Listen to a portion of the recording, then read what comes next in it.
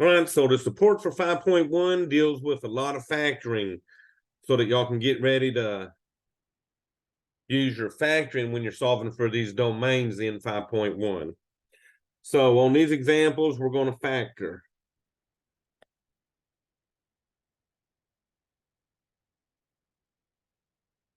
And I think there's 7 of us. So we're going to, 7 problems. So we're going to go through these 7 and refresh ourselves on all this factoring, y'all. So the first one, I got 20 r squared plus 5r. So the first thing we want to do when we factor anything is to first look for a greatest common factor. If we got a greatest common factor, we're going to factor that out. And then we can either solve it at that point or factor further if we need to. So y'all, this problem does have a greatest common factor between these two factors. Both of these numbers have a 5 in them. So the GCF will be a 5. And then they both have at least 1 R in them. So my greatest common factor will be a 5R. So I'm going to write that 5R. And then in parentheses, I'll get what we get when we divide both of these by the 5R.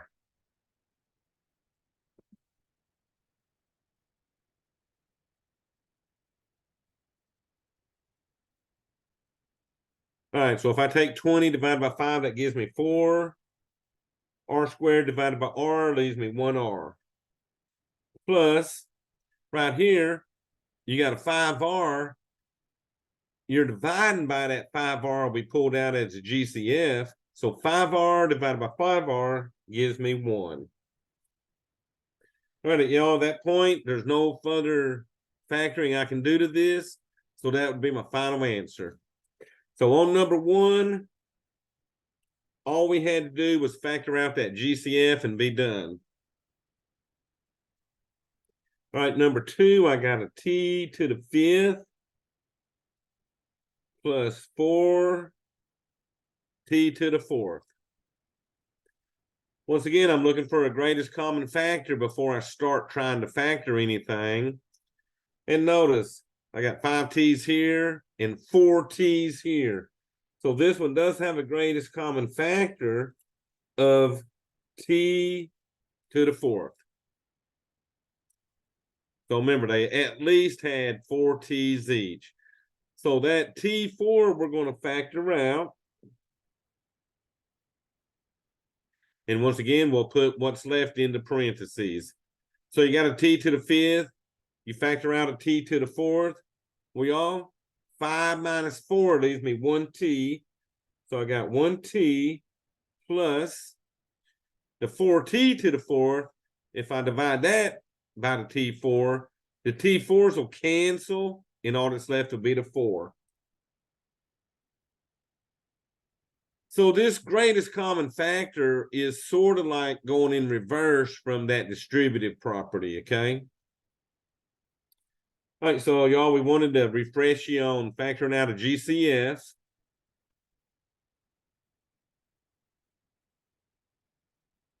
Next, we'll start looking at factoring trinomials. So for number 3, I got an r squared plus 15r plus 56. So the first thing I'm looking for is the greatest common factor like I did up here. But y'all, there's nothing in common between all 3 of these. So this one does not have a GCF. So since that's a trinomial, I'm going to factor that into 2 sets of parentheses. So we're about to undo the foiling that was done to get this. So in front of both parentheses, I put an R because of the R squared. That's going to give me an R and an R. Now, y'all, here's where I start focusing on my signs.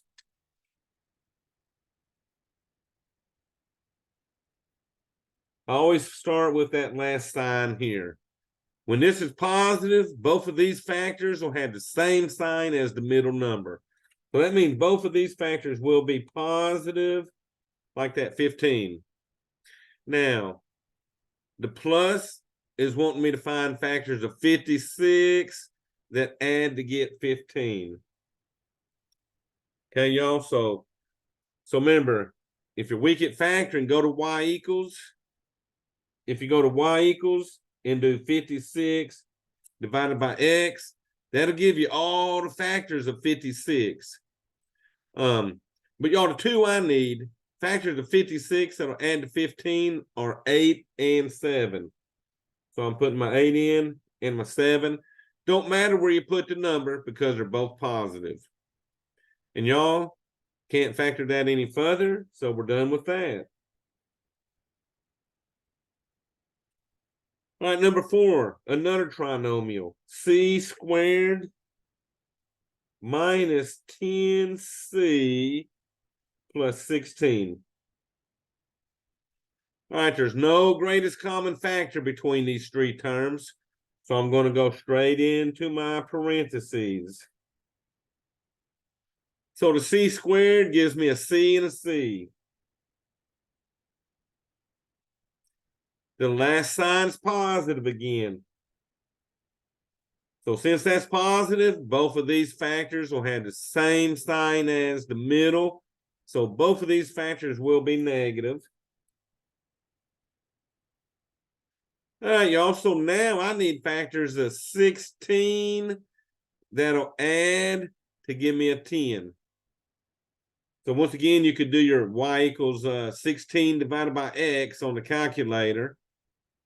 But y'all, let's see, 16, there's not very many ways to get a 16. 1 and 16, 2 and 8. 8 and 2. 8 and 2, that's the only ones that'll add up to give me a 10. And once again, don't matter where we put them because they're both negative on this one. Now y'all look at this. Negative 2 and negative 8 equal negative 10 when you add them. And then negative 2 times negative 8 equals that 16 when you multiply them. So our numbers will add to get that, and they will multiply to get that last number. All right, y'all, number 5, they got a w squared minus 80 minus 2w. Well, before we try to factor this one, we need to do a little bit of work on it. Because if you notice, this thing is out of order. So on this one, we want to rearrange and put this thing into descending order. So that means we got to flop the 2w and the 80 around, okay? So we got our w squared minus 2w minus the 80. So always put them into the right order and then look for a GCF. Well, this one does not have a greatest common factor. So we know it's going to break right into those two sets of parentheses. So a w squared gives me a w and a w. Now y'all notice this one is negative on the last number. When it's negative on the last number, one will be positive, one will be negative. And then instead of my two factors adding to get 2, they got to subtract to get 2 when the last number is negative. So y'all, I need factors of 80 that'll subtract and give me a 2. So we got 1 and 80, 2 and 40. 2 and 10. So 8 and 10 will be the number. So there you go. Now, when you got unlike signs, the larger factor will have the same sign as the middle. So y'all, since my 10's larger, it's got to be negative like that middle number. And then the 8 will be the positive. So 8 and negative 10 equal negative 2. 8 times negative 10 give me negative 80. So to me, factoring's not bad if you can keep up with your signs. And that's why I always put my signs down first, and then I try to play with them numbers, okay? So, Mr. Eugene, how did you do when you did the 80 on the other side? Were you factoring when you did 1 and 82 and 40 and 8 and 10? Yeah, I was just finding what multiplies to get me an 80 here. Okay, you were factoring. Yeah, and since y'all got that 8 and 10 pretty quick, I didn't have to list them all, but I would have done what 4 and 20 would have worked, 5 and 16, and then I think I would have hit my 8 and 10. Out of all these combinations, I needed the ones that would subtract and give me the 2, and that was at 8 and 10. Okay, and you said you look at the signs, cause see the calculator works better for me. That was the best trick you ever taught me because I hate factoring and I'm not good at it. So here you I'd have just done 80 divided by X, and it would have started throwing you all them numbers out there. But you said you could tell by the sign. Well, this last sign tells me two different things. Okay. If this sign is negative, it tells me I got unlike signs here. Okay. Now, up here when the last one was positive, you had like signs and they were both like the middle. Oh, so these were both okay. negative. This one, they were both positive like the middle. Now, the other thing it tells me, when it's positive, it tells me that my numbers got to add to get to 15. So see, this was, so 7 and 8 added, -8 and -2 added. But down here, the negative tells me that they subtract to get the middle. So 10 minus the 8 gave me that 2. Okay. So, Got it. so I live on that last sign, okay? Okay. All right, y'all. 2y squared minus 12y plus 18. So y'all, guess what? The first thing I always looked for was a GCF. And all three of these numbers are even numbers. So I do have a GCF on this one. And they're all divisible by that 2. So my GCF will be a 2. So I'm going to write my 2. And then I'm going to divide all these 3 by 2 and put that into parentheses. So 2 divided by 2 leaves me 1y squared minus 12 divided by 2 gives me 6y plus 18 divided by 2 gives me a 9. But y'all, here's the thing on this one.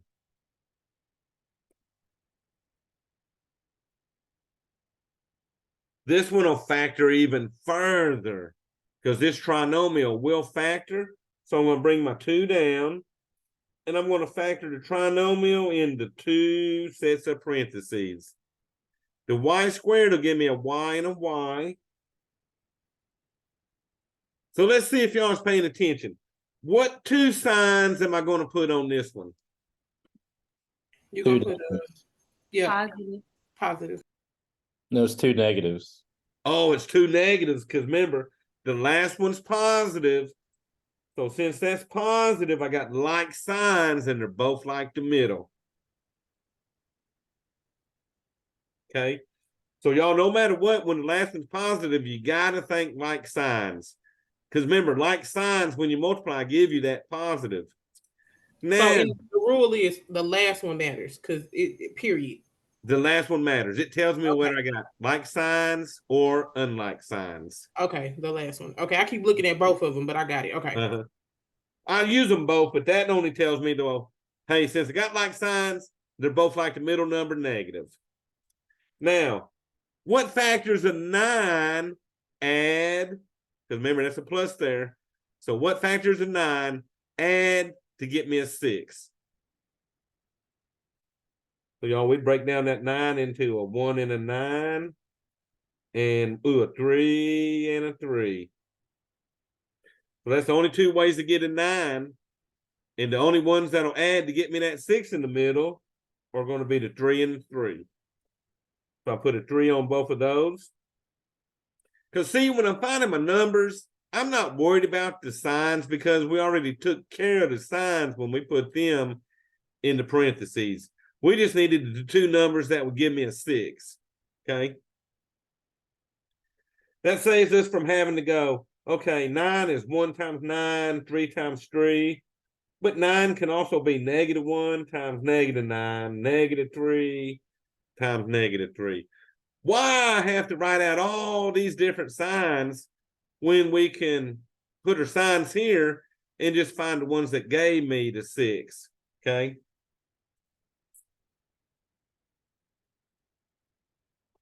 All right, y'all, so one more in that section.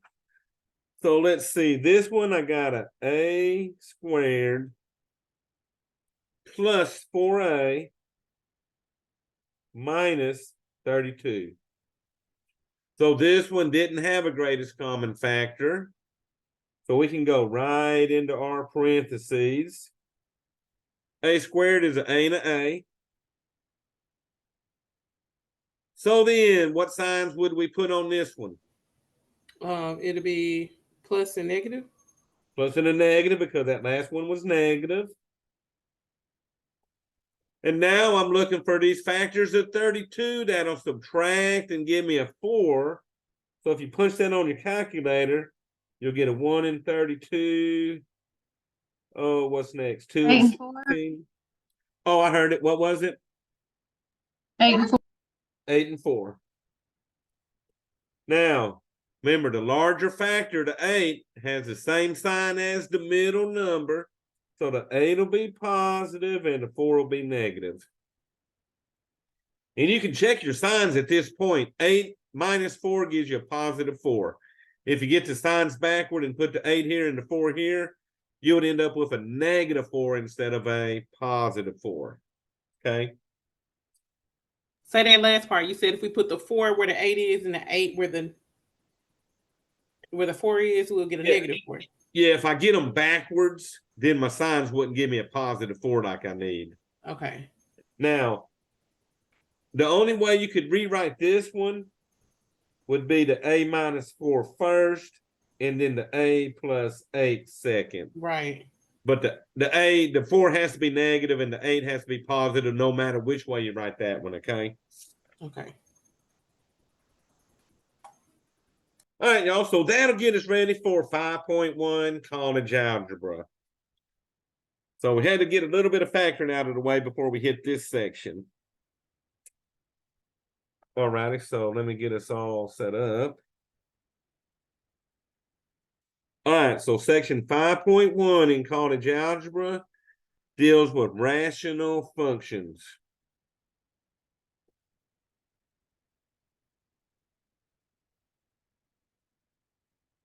And rational functions look like fractions. But what's nice is we've already covered this kind of material for our first test when we found the domain of the fractions. So you know how to do this problems already. The only difference is now they might throw some of them x squareds under the bottom instead of just regular linear equations.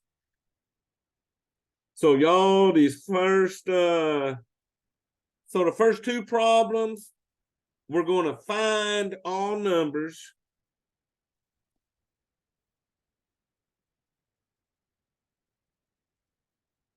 for which the rational expression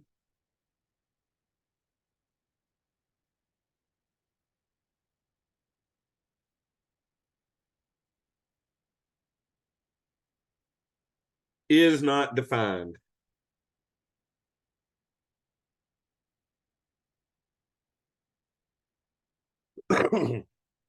Which basically means we're going to find numbers which make it undefined.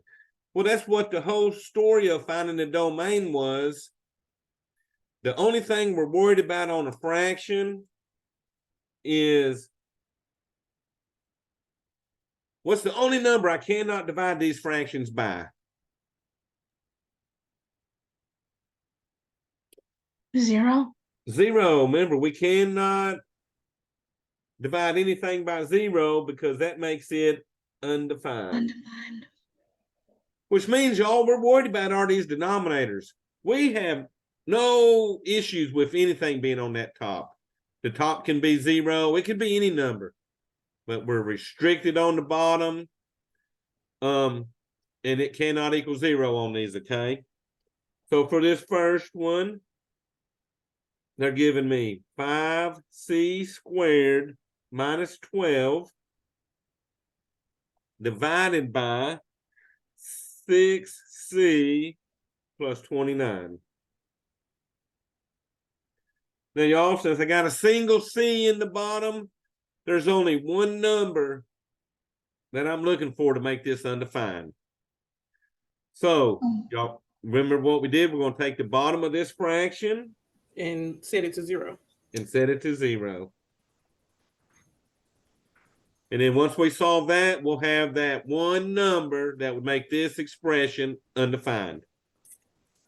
In Math Lab will give us an answer blank. It'll say something like, the rational expression is not defined for c equals blank.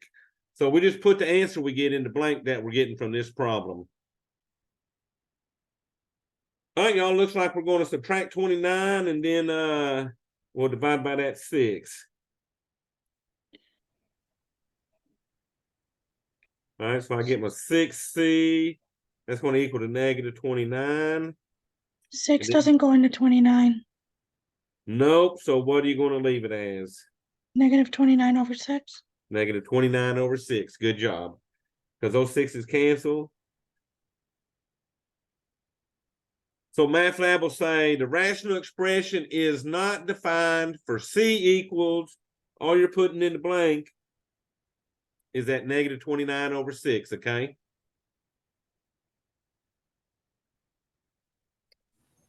All right, so let's try one with a little bit more that'll lean toward all that factoring we just did. Okay. So I got a y squared minus y minus 5 on top. On bottom, I got a y squared minus 11y plus 30. So y'all, I got a y squared down here. That means there's going to be two numbers that'll make this undefined. So once again, take the bottom, set it equal to 0. Do those y squareds cancel out though? No. Now, you'll see when I start doing the support for 8.5, you'll see why they don't cancel out, but we don't cancel out terms, we can only cancel out factors. So when I hit 8.5, you're going to see why these won't cancel, okay? All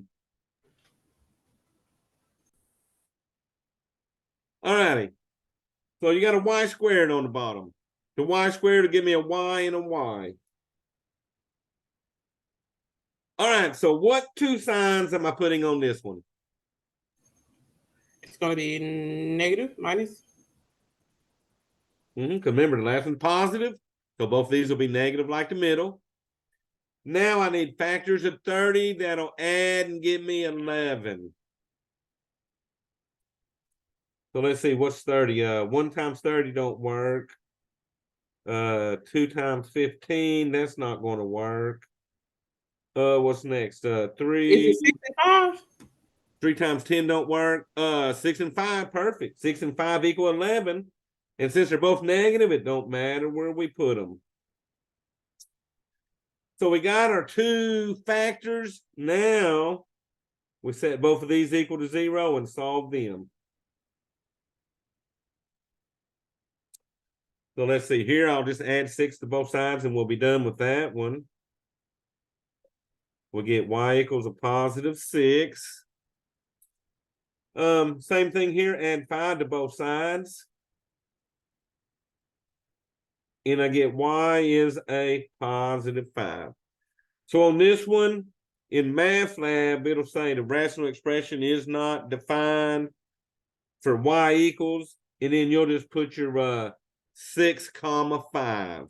Okay? So undefined for y equals, or you could do 5, 6, either way. Okay? But all they're looking for is the two answers. You don't have to use parentheses or any of that stuff. Okay, so tell me this. Okay, so number one and number two, those are the same problem, like in the same, not problem, but the same, like in the Oh, they're same. the same type of problem. Right. So tell me how number one is. Will that always? Okay, so how you see how she was like, 6 doesn't go into 29, so the answer was negative 29 over 6. Uh-huh. Will there ever be a chance where the problem looks like that, but it does end up going into it, and it does be able to factor in more?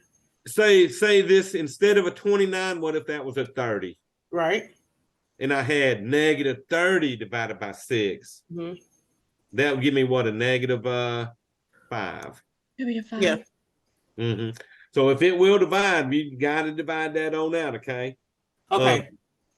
But yeah, this problem number one, I haven't seen many of them give you something that'll divide out. They always put some crazy number here. Okay. All right, y'all. So now that we remember how to find what makes them undefined, now we can find the domain of the functions. So we're going to find the domain of the function. We will write the answer in set builder notation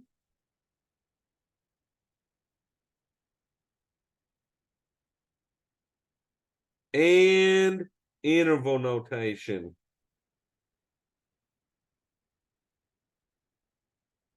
So set builder was when they gave us the squiggly lines and it said x such that x was a real number and then x cannot equal.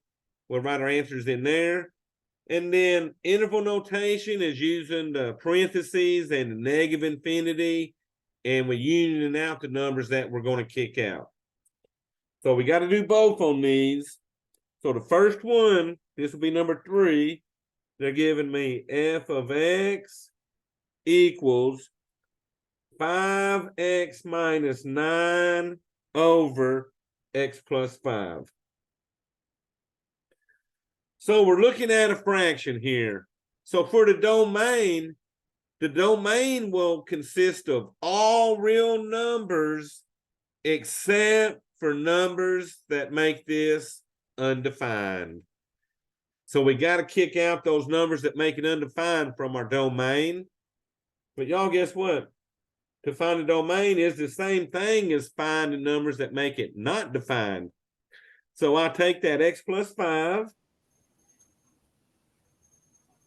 And once again, I said it equal to 0. 0. There you go. All right, so 1x means we got one number we're going to get out of this. And looks like what we'll subtract our 5. And I get x is a negative 5. So for set builder notation, they'll have this part already wrote. X such that x is a real number.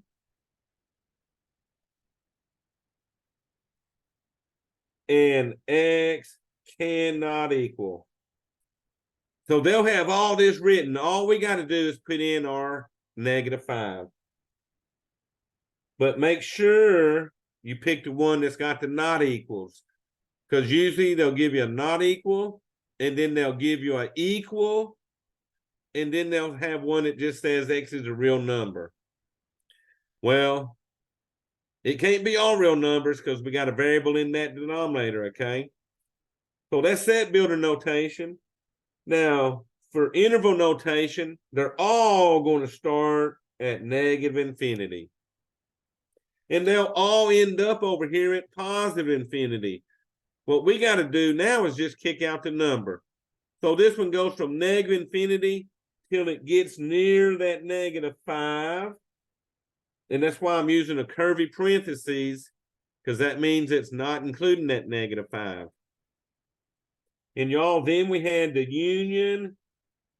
And then we start right on the other side of that negative 5 and head towards our positive infinity. So you're kicking out one number, you got one union. When we kick out two numbers, we'll have two unions.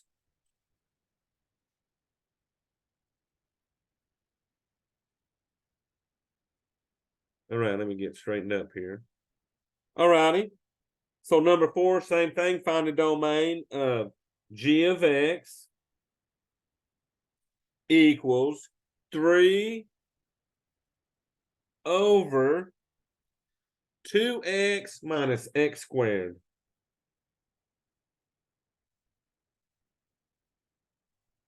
All right, y'all, so let's see how we do on factoring this. We'll take my 2x minus x squared. Set that equal to 0.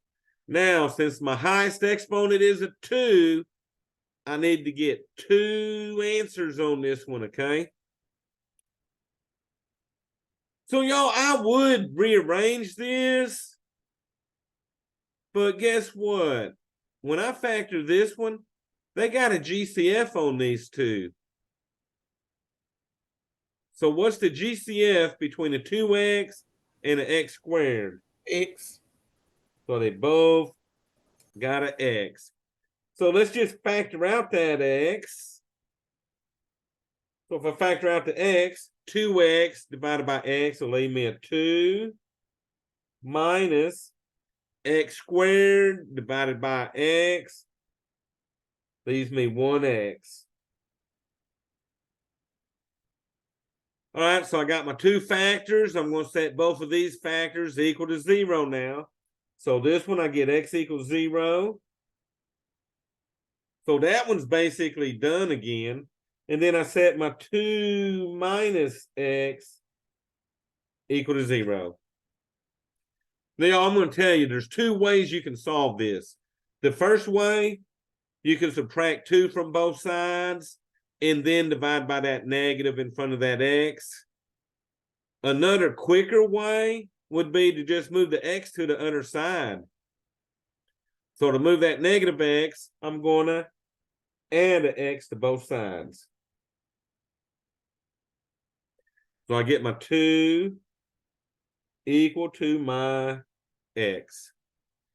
Well, that's the same thing as x equals 2. So, you know, that one was quicker if I put the x to the right side instead of keeping it on the left side, okay? It took me 1 step less than it would have taken.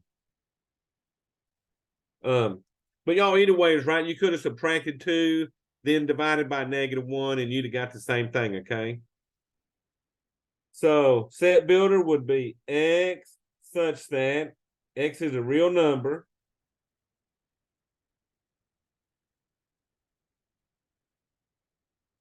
And x cannot equal, I got 2 numbers here, so I'm going to do 0, 2. But put a comma in between the 2 answers you get.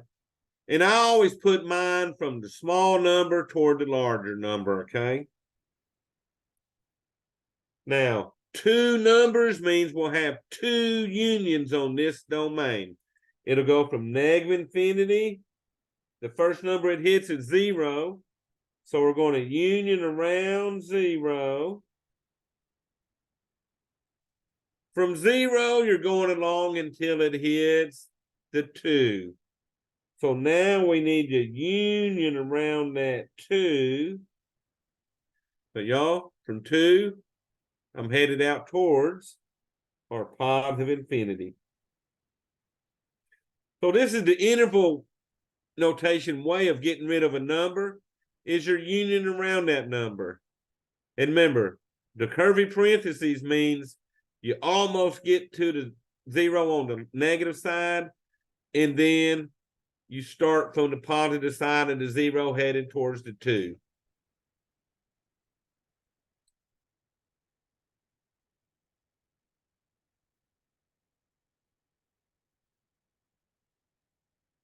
All right, y'all, so let's see. It looks like I got 2 more to do for this section. So these aren't very big sections for these 3 that we're doing tonight.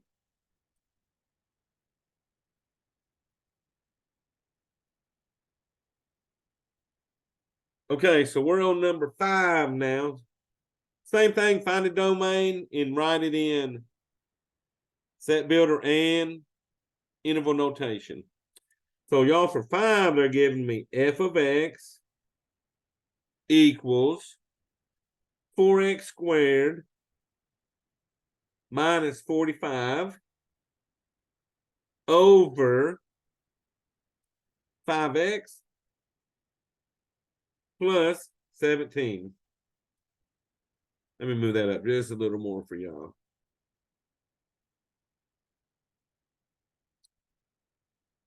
All righty, notice there's only one x in the bottom, so we're really only worried about one number on this one.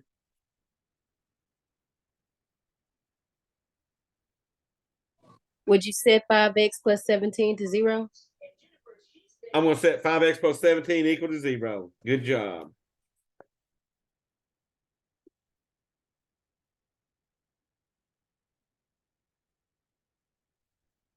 And then, y'all, let's solve that. Let's subtract that 17. So it's negative 17 over 5. Yep, because once again, that 17 is not going to divide by that 5 and give me a whole number. So, and remember, we're not writing them as mixed numbers, so we're just going to keep that a negative 17 over 5.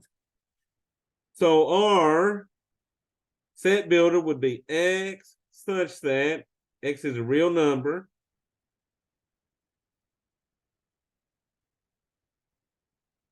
And x cannot equal, what do we get? A negative 17 over 5.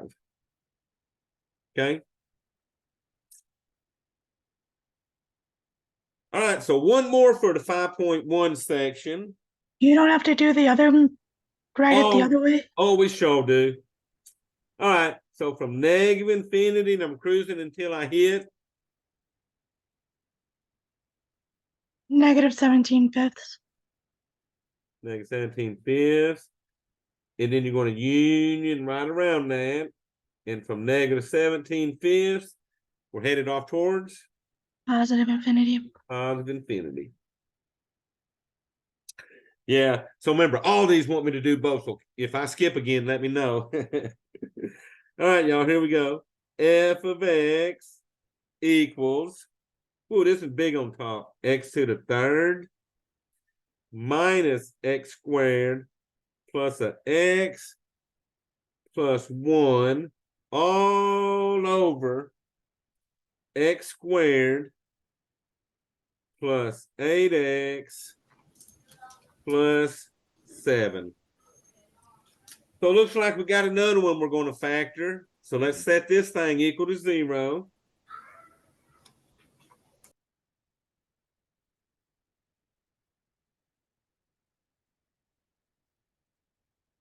There's no GCF on this because I got an x squared here and just a number here, so nothing in common. So let's make our parentheses. All right, y'all, you got an x squared, so that's an x and an x. What two signs am I putting on these parentheses? Minus. Positive, because they're positive. Mm-hmm. Yeah, so remember, last sign's positive, so both of these are going to be positive like the middle number. Hold on. I'm sorry. I thought you, hold on, Mr. Eugene. I thought you said pay attention to the last one. Yeah, pay attention to the last sign. It told me I had like signs, remember? That's positive. Got it. And when you got like signs, they're both like that middle. Oh, okay. So if they was both negative, it would be a negative. Well, if these were both negative, then I'd have unlike signs because the last sign would be negative. All right, so let me break y'all down real quick. So remember, I'm factoring. So x squared plus an x plus some number a will factor into x plus and an x plus every time. If I had an x squared minus the x in the middle plus some number at the end, they're going to both be negative. Okay. Now, if I had an x squared plus an x minus some a, well, that minus tells me I got unlike signs no matter what. The only thing this is telling me about this plus is that the larger factor will be plus like the middle. And then if you had x squared minus the x minus a, well, guess what? This negative a still tells me I got unlike signs. But this time, instead of the larger factor being plus, the larger factor will be negative like the middle number. Okay, that's crazy. So the only one that'll be double is the addition, is if you're adding, double adding. So Yeah, plus, like signs, they're both either positive like this one, or they're both negative like that middle. okay. Okay. So save that right there, because you'll use that every time on these. Look here. Last one's positive, middle one's positive. So I put 2 pluses on this. Now, when they're both positive like this, the factors add for the first two. And when they're like this, last two styles, they subtract. So factors is 7, that'll add and give me an 8.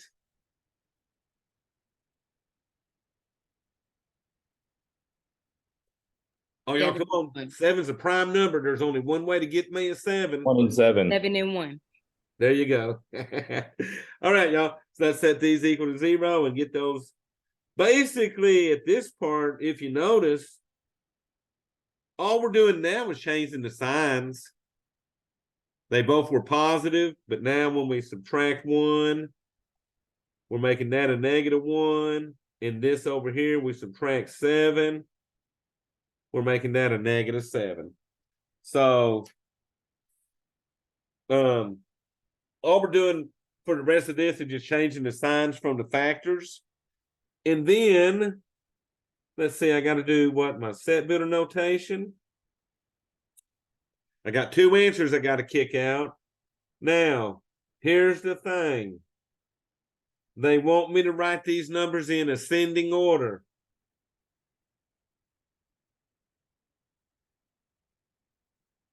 In ascending orders, the same way you would put them in interval notation.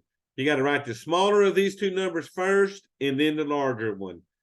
So who's smaller, -1 or -7? -7. So we would do our -7, comma, -1. And I think the whole reason they want you to put them in ascending order here is so that you get them right when you're doing the interval notation. So we start at -infinity until we hit that -7. We're going to union around that -7 till we hit that -1. And then union around that -1 till we hit positive infinity. So y'all remember, 2 numbers, you need 2 unions. What I've been noticing people messing up in my other classes, they'll do the -infinity to -7, and then they'll union, and then they'll go from -1 to infinity. Well, when you do that, you're missing all the numbers in between that could work on this problem, okay?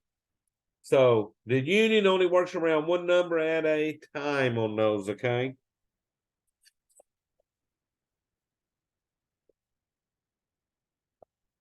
All right, so that was the 5.1 college algebra, and that's why we had to do a little factoring. So this that I'm about to do now for 8.5 is going to get us ready for Wednesday night when we start messing with rational functions. All righty, so we're about to do, let me see, am I up there right? Support for 8.5.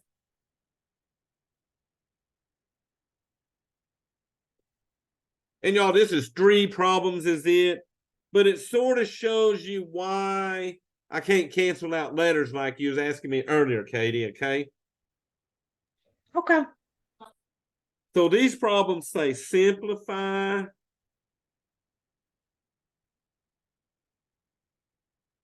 by removing factors of 1. Now, they also could have said, hey, simplify this.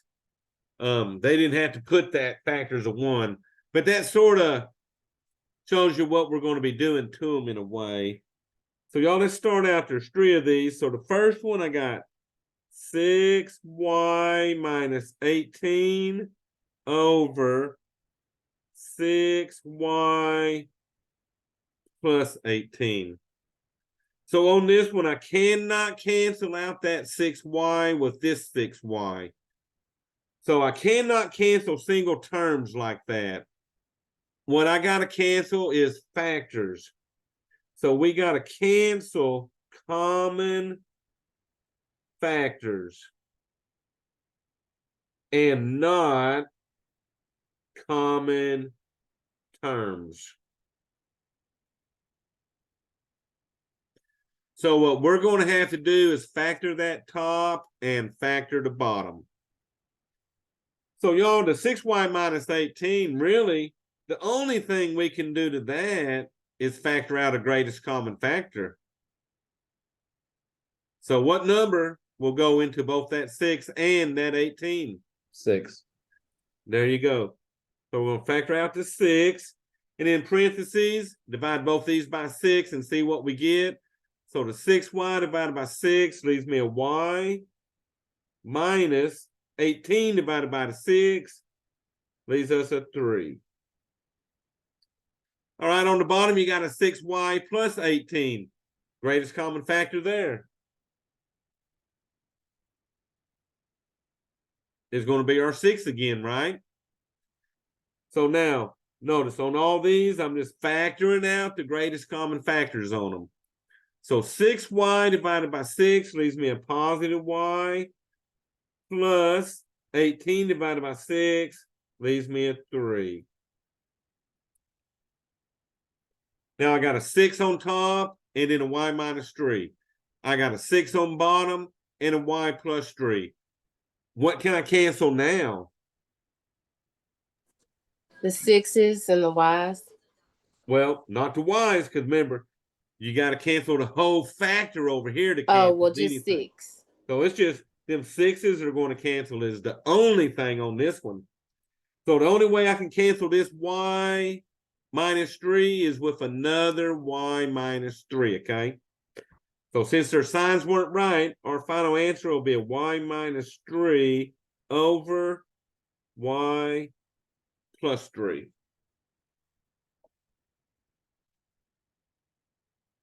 So I got a question. How come the 3's don't cancel out since they're opposite of each other?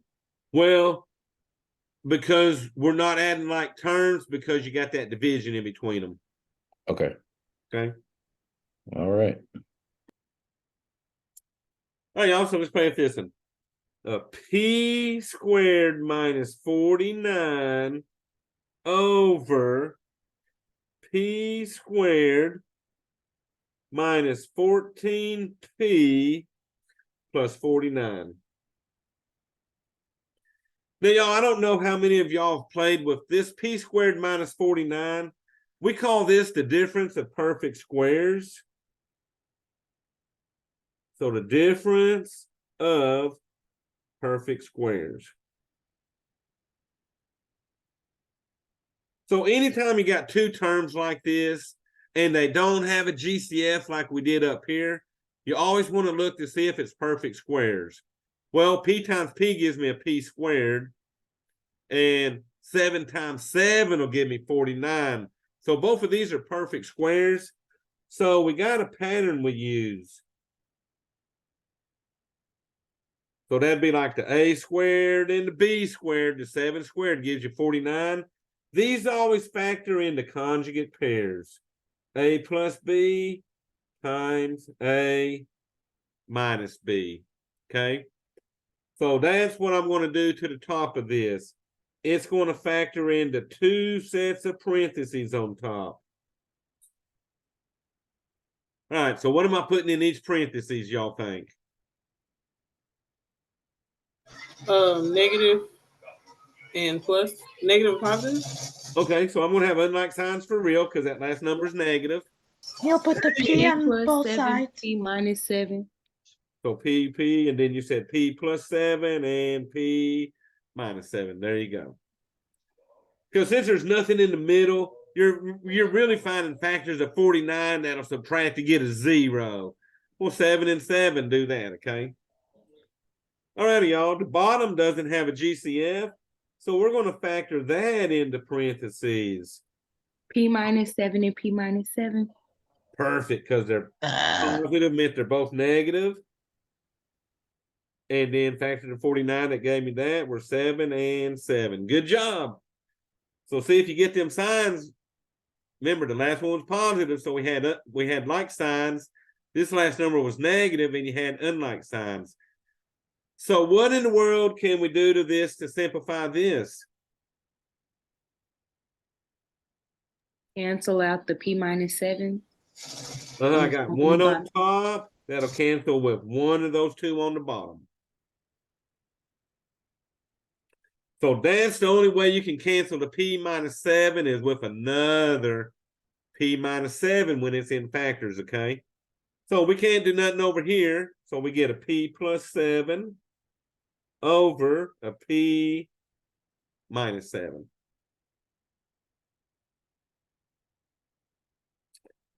Okay, y'all. So now I'm hoping y'all see that I couldn't go to P squareds here. I had to get factors before I can cancel, okay? And that all goes back to this, that we only canceling common factors, not common terms. So y'all, we got one more. So let's see. I might can fit it down here. So for this one, I got x squared minus 5x plus 6 over x squared plus 3x minus 18. So I will say this, they're both trinomials. Neither one of these has greatest common factors in them. So I know they're both going to factor into parentheses. So y'all, let me see. What are y'all putting on top? I know they both got an X. So what signs and what numbers would y'all put on top? X minus 2 and X minus 3. X minus 2, X minus 3. Good job. Positive, so they're both negative like the middle. And then positive meant find factors of 3 that added to get to 5. All right, so the bottom, we know we got X's. So give me some signs down here. X plus 6 and X minus 3. X plus 6, X minus 3. So the negative meant unlike signs. The negative also meant find factors of 18 that subtracted to get 3, which were 6 and 3. And the larger number had the same sign as the middle. So good job. So what are you doing to that? Canceling out the X minus 3. Bam, bam. So final answer? X X minus minus 2 two. over Minus X 2 over X six. plus 6. There you go. So y'all. So you're learning this because when we do 8.5, and if we factor the bottom and factor the top and they got common factors, we got to cancel those out, okay?